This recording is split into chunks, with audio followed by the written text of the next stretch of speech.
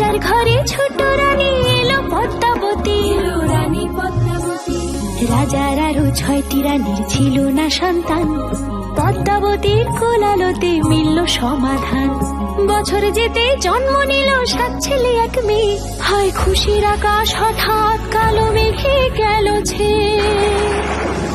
হিংসেতে যায় জ্বলে পুড়ে বাকি 6টি রানী, যুক্তি করে ঘটায় ওরা 7 কুমারের হানি। সুযোগ মতো 7 ছেলেকে মাটিতে দেয় পুঁতে, বাঁচে একা পারুল, ওরা পায় না তাকে ছুতে। ধাইমা বাঁচায় সেই মেয়েকে বড় করে তোলে, 7 ভাইকে পায় যে পারুল 7টে চাপা ফুলে। এত কিছুর পরেও রাজার বিপদ যে কাটে না, সূর্য নগরে সুখের সূর্য আর ওঠে না। হিংসা বিবাদ বিচ্ছেদ আর প্রেমের কাহিনীতে পারুল বোন কি পারবে 7 ভাই চম্পাকে জাগাতে।